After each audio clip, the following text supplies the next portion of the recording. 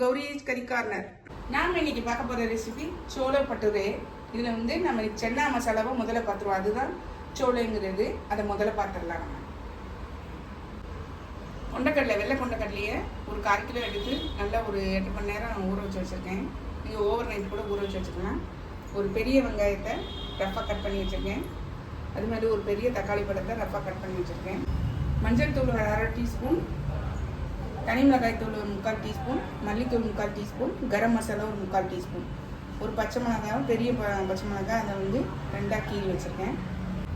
ஒரு பே லீஃப், 2 பட்டை, 2 லவங்கம், 2 ஏலக்காய், ஒரு 1/2 டீஸ்பூன் வந்து சோம்பு, 1 டீஸ்பூன் அளவு இஞ்சி பூண்டு விழுது. நம்ம இன்னைக்கு குக்கரில் தான் செய்ய போகிறோம். ஃபஸ்ட்டு வந்து இந்த வெங்காயத்தை வந்து அரைச்சிட்டு வந்துடலாம். மிக்ஸி ஜாரில் போட்டு அரைச்சிடலாம். அதே மாதிரி தக்காளியும் அரைச்சிட்டு காமிக்கிறேன். அடுப்பில் குக்கர் வச்சுருக்கேன். அதில் எண்ணெய் விட்டுருக்கேன். பே லீஃப் வச்சு எடுத்துடலாம். அது போக 2 பட்டை, 2 லவங்கம், 2 ஏலக்காய், கொஞ்சம் வந்து சோம்பு, அதாவது பெருஞ்சீரகம் சொல்லணும் இல்லையா, அது நல்லா வறுபடட்டும். நல்லா பொரிஞ்சிச்சு பாருங்கள். இப்போ பச்சை மிளகாய் சேர்த்துடலாம். இது கூட அரைச்சி வச்சுருக்கிற வெங்காயம் சேர்த்துடலாம். நல்லா கொஞ்சம் வதங்கட்டும். வெங்காயம் விழுது நல்லா வதங்கிட்டு இருக்கும் போதே நம்ம வந்து இஞ்சி பூண்டு விழுதையும் சேர்த்துடலாம். இதுவும் சேர்ந்து நல்லா வதங்கி வரட்டும். நல்லா வதங்கிட்டு பாருங்க. இப்போ நம்ம தக்காளி அரைச்சி வச்ச தக்காளி விழுதையும் நம்ம சேர்த்துடலாம். பெரிய தக்காளினா ஒரு தக்காளி எடுத்துக்கோங்க, சின்ன தக்காளினா 2 தக்காளி எடுத்துக்கோங்க. நல்லா வதங்கி பச்சை ஸ்மெல்லில் போயிடுச்சு பாருங்க. இப்போ நம்ம இந்த மசாலாவெல்லாம் சேர்த்துடலாம். மஞ்சள் தூள், மிளகாய் தூள், மல்லித்தூள், கரம் மசாலா, அது எல்லாத்தையும் சேர்த்து நல்லா வந்து இது பச்சை வாசனை போகிற அளவுக்கு இதையும் நல்லா வதக்கி விட்டுடலாம். நல்லா வதங்கிச்சு பாருங்க. இப்போ நம்ம ஊற வச்ச சென்னா இருக்குது பார்த்தீங்களா, இதை வந்து அப்படியே சேர்த்துடலாம். நம்ம நல்லா மிக்ஸ் பண்ணி விட்டுருலாம். நல்லா கொதிச்சிருச்சு பாருங்க. இப்போ தேவையான அளவு உப்பு சேர்த்துடலாம். உப்பு சேர்த்துட்டு கொத்தமல்லி தலையை பொடிச்சா நான் இருக்கேன், அதையும் இதில் சேர்த்திடலாம். நல்லா மிக்ஸ் பண்ணி விட்டுட்டு மூடிடலாங்க. உப்பு காரம்னா நீங்கள் இந்த ஸ்டேஜில் செக் பண்ணி பார்த்துக்கலாம். குக்கரை மூடிடலாம். குக்கரை மூடி விசில் போட்டுடலாம். ஒரு 3 விசில் வச்சு நல்லா கொலையை வேக விட்டு எடுக்கலாம். நம்மளுடைய சோளையை திறந்து பார்த்துடலாம். பாருங்கள் எப்படி சூப்பராக ரெடியாக இருக்குது. அதை அப்படியே கஸ்தூரி மேத்தி போட்டுட்டு அப்படி கிளறி விட்டுடலாம். பாருங்கள் எப்படி செம்மையாக ரெடியாக இருக்குன்னு. வாசனையாக இருக்குது, செம்மையாக இருக்குங்க.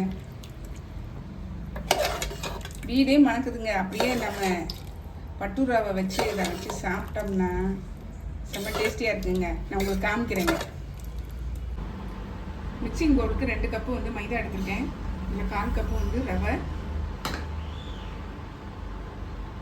1 கப்பு கிட்டத்தட்ட 1 கப்பு வந்து தயிர் விட்டுக்கலாம். பேக்கிங் சோடா வந்து ஒரு 1/2 டீஸ்பூன், தேவையான அளவு உப்பு, எல்லாத்தையும் சேர்த்து நல்லா மிக்ஸ் பண்ணி விட்டுட்டு அதுக்கப்புறம் தண்ணி சேர்த்துக்கலாம்.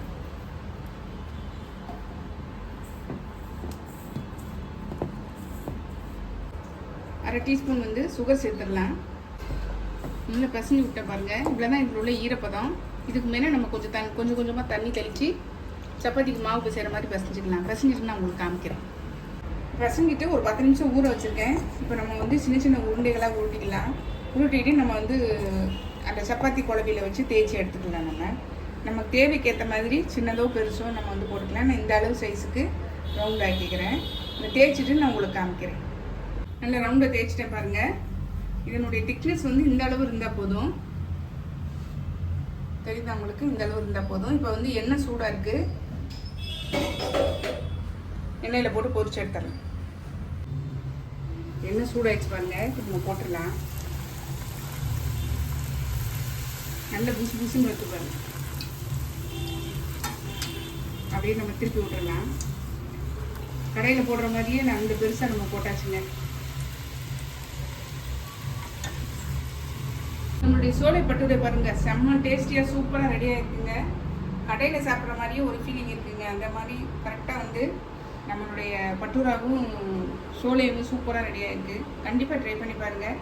ட்ரை பண்ணி பார்த்து கமெண்ட்டில் சொல்லுங்கள், லைக் பண்ணுங்கள், ஷேர் பண்ணுங்கள், சப்ஸ்கிரைப் பண்ணுங்கள், பக்கத்தில் பெல் ஐக்கானை கிளிக் பண்ணுங்கள். நாளைக்கு வேறு ஒரு ரெசிபி நம்ம சந்திக்கிறேன். Bye, thank you.